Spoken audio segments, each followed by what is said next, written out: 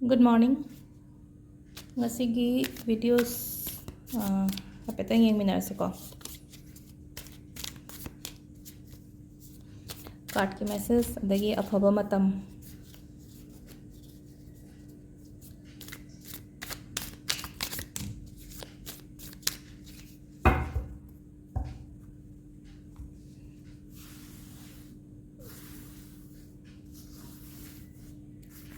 Sidagi dum 3 card luktukjarage ko imamge. 1 2 3 ko. Sidagi ahum sidagi ama khanbirase ahamba ogera ani shubo ogera natraga ahum subo gi se khanbira ko. Sida leire khoi card se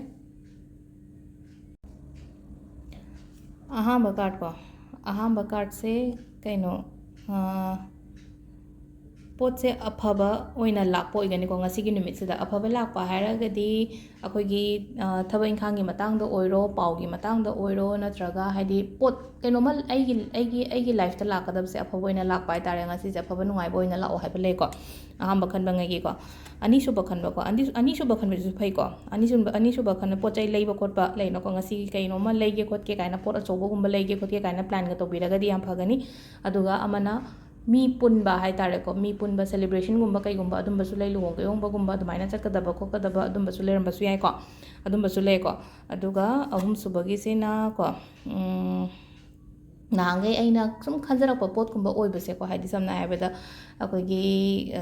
aina thaba ama tawgre ko thabak tu gi result ngai ba kot ba ko thabak oiro especially pregnancy gumba su yamna indicates tawe ko haidi result gumba positive lakpa ko pa adumaina oina oigani ko adu sida leire akoigi card ahum gi message se aduga matam afabase ayuki pung 5 ga minute yankai ni thoi dagina pung 8 ga minute yankai phawba ma leire ko adu matung de 38 ga minute 10 dagina 12 ga minute 18 phawbam leire adin dhintalakina 3 ga minute 9 dagina pung 3 ga minute 19 phawbam leire adu matung da mu 3 ga minute 9 dagina 8 ga minute 13 phawba ai sina nungdangi ni ko 3 ga minute 9 dagina 8 ga makhai phawba adagi amu khar thengbaina 38 minute 10 dagina nungalamdai gi pung 3 ga minute 33 phawba sisina matam afaba ko adu irai se ishagi oina ko kiyo khara ko irai limit se ko adum firon set pada oiro ko kitang keba ngauba se ko keba mauba se adu suna haidi akoida amu hen afaba track tawbodo afaba track tawba haidi laktagi oiro natraga haidi sel tumgi oiro ko haidi afaba lakpa oiba an hai tare ko haidi irai ko venus na rule tawba kaino ni ko numit ni ko adu duna haidi irai numit se tum kitang nahangai tawrombaga haidi ngasi na kitang hena hek keba mauba gi haidi nupa oiro nupi oiro ko firon set pa makta da oiraga so nana haidi leino ko keba hara ngasai gi full makeup to na teba isa kezaba haibane ba sida haidi ado kezaba hara di firon nana set pa akoigi haidi some kind of perfume gumba kai gumba su ko perfume gumba chai ba se haidi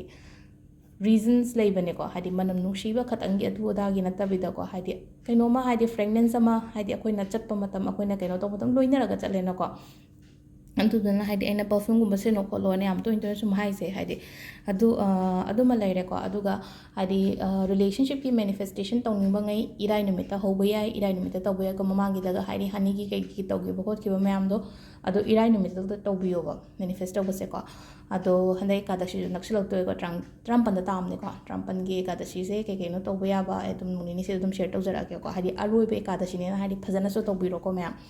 aduma so haidi kamai tawgadabno haibado ai do ma'am share तौसे अदंग साइगी एकादशी दैना विष्णु की photo की का है कशु काय देबा अइना निंगजरिबा हाइदि सेदा को कोइ येंगी सेदा हाइदि मेते मुरुक का यावे खोलेन हारपनिना समना हाबदा विष्णु ईश्वरबु सेम कैनो अखोगी संसारबु सेमबी साबीबा कैनो हाइबने विष्णुने हादि अदो ngसाइगी विष्णु दुगी फोटो दो नत्रगा जो अइना निंगजरिबा हादि ईश्वरदि अमा खतंगनेना हादि ngसाइगी अखोइना सम फोटो के का मूर्ति के का सम पामजबगी थमजबनेना को अदो सिदा याम का हैना को अदुना ममिंग कै कवी अदुना ममिंग कै कवी काना का हादि को लक्ष्मी की ममिंग अतोपा कै कवी गणेश की ममिंग अतोपा कै कवी मैतेरोंदा केम लैते को आई खंगजु खंगदे को केमता ꯑꯩꯅ ꯑꯄꯥꯝꯕ ꯑꯩꯅ ꯊꯋꯥꯏ ꯇꯥꯅ ꯅꯤꯡꯖꯕ ꯏꯁꯣꯔꯗꯣ ꯅꯤꯡꯕꯤꯌꯣ ꯁꯤꯗꯀꯣ ꯍꯥꯏꯗꯤ ꯑꯗꯣꯝꯂꯣꯝꯗ ꯆꯠꯂꯛꯑꯒꯗꯤ ꯍꯥꯏꯇꯥꯔꯦꯀꯣ ꯍꯥꯏꯗꯤ ꯑꯃꯨꯛ ꯂꯩꯅꯀꯣ ꯍꯥꯏꯗꯤ ꯃꯔꯩ ꯃꯔꯥꯡꯒꯤꯔꯣꯝꯗ ꯂꯥꯛꯈ꯭ꯔꯅꯤ ꯑꯗꯨꯅ ꯍꯥꯏꯗꯤ ꯑꯩꯅ ꯄꯥꯝꯃꯤꯕ ꯏꯁꯣꯔꯗꯣ ꯅꯤꯡꯕꯤꯌꯣꯕ ꯀꯩꯁꯨ ꯀꯥꯏꯗꯦꯕ ꯑꯩꯒꯤꯗ ꯌꯦꯡꯉꯤꯕ ꯀ꯭ꯂꯥꯏꯟ ꯃꯌꯥꯝꯁꯦ ꯃꯨꯁꯂꯤꯝꯁꯨ ꯌꯥꯎꯋꯦ ꯈ꯭ꯔꯤꯁꯇꯤꯌꯟꯁꯨ ꯌꯥꯎꯋꯦꯀꯣ ꯑꯗꯨꯅ ꯍꯥꯏꯗꯤ ꯃꯣꯏ ꯏꯁꯣꯔꯁꯨ ꯅꯤꯡꯉꯣꯕ ꯀꯩꯁꯨ ꯀꯥꯏꯗꯦꯕ ꯑꯃꯈꯛꯇꯪꯅꯦꯀꯣ ꯏꯁꯣꯔꯗꯤ ꯑꯗꯨꯒ ꯑꯩꯅ ꯅꯤꯡꯖꯔꯤꯕ ꯉꯁꯥꯏꯒꯤ ꯑꯦꯀꯥꯗꯁꯤꯒꯤ ꯀꯩ ꯍꯥꯏꯔꯒ ꯇꯨꯜꯁꯤꯕꯣꯡꯗꯨ ꯑꯗꯨꯝ ꯇꯧꯕꯤꯌꯣꯕ ꯀꯩꯁꯨ ꯀꯥꯏꯗꯦ ꯇꯨꯜꯁꯤꯕꯣꯡ ꯑꯗꯩ ꯃꯩꯇꯩꯃꯨꯛꯀꯤ ꯇꯨꯜꯁꯤꯕꯣꯡ ꯂꯩꯇꯦꯅ ꯍꯥꯏꯔꯅꯀꯣ ꯍꯥꯏꯗꯤ ꯁꯨꯃꯥꯡꯗ ꯂꯥꯠꯂꯤꯕ ꯑꯩꯅ ꯀꯩꯅꯣꯝꯃ ꯊꯝꯖꯔꯤꯕ ꯄꯥꯝꯕꯤꯗꯣ ꯍꯥꯏꯇꯥꯔꯦꯀꯣ ꯑꯗꯨꯗ ꯑꯗꯨꯝ ꯇꯧꯋꯣꯕ ꯑꯩꯈꯣꯏꯅ ꯈꯣꯏꯔꯝꯖꯔꯤꯗꯨꯁꯨ ꯁꯨꯃꯥꯡꯗ ꯖꯒꯥ ꯑꯃ ꯊꯝꯃꯤꯅ ꯂꯥꯏ ꯈꯣꯏꯔꯝꯅꯕꯒꯤꯗꯃꯛꯇ ꯑꯗꯨ ꯑꯗꯨꯝ ꯇꯧꯕꯤꯌꯣ ꯑꯀꯥꯏꯕ ꯀꯩꯝꯇ ꯂꯩꯇꯦꯀꯣ ꯁꯤꯗ ꯍꯥꯏꯗꯤ ꯄꯔꯇꯤꯀꯨꯂꯔ ꯑꯣꯏꯅ ꯑꯗꯨꯒꯤ ꯏꯁꯣꯔꯗꯨꯒꯤ ꯐꯣꯇꯣ ꯅꯠꯇꯗꯤ ꯌꯥꯗꯦ ꯍꯥꯏꯕ ꯀꯩꯝꯇ ꯂꯩꯇꯦꯕ ꯁꯤꯗꯀꯣ ꯑꯗꯨꯗꯨꯅ ꯑꯗꯨꯝ ꯇꯧꯕꯤꯌꯣ ꯑꯩꯅ ꯑꯅꯤꯡꯕ ꯑꯩꯅ ꯑꯄꯥꯝꯕꯗꯣ ꯑꯗꯨꯝ ꯇꯧꯕꯤꯕ ꯑꯀꯥꯏꯕ ꯀꯩꯝ ꯂꯩꯇꯦꯕ ꯁꯤꯗ ꯑꯗꯣ ꯁꯤꯗ ꯂꯩꯔꯦ ꯉꯁꯤꯒꯤ ꯚꯤꯗꯤꯑꯣꯁꯦꯀꯣ ꯃꯈꯥ ꯇꯥꯕ ꯚꯤꯗꯤꯑꯣ ꯑꯩ ꯁꯦꯌꯔ ꯇꯧꯖꯔꯛꯀꯦ ꯑꯗꯨꯝ ꯔꯥꯁꯤꯒꯤ ꯀꯩꯒꯤ ꯑꯋꯥꯠꯄꯉꯩꯁꯨ 2023ꯒꯤꯀꯣ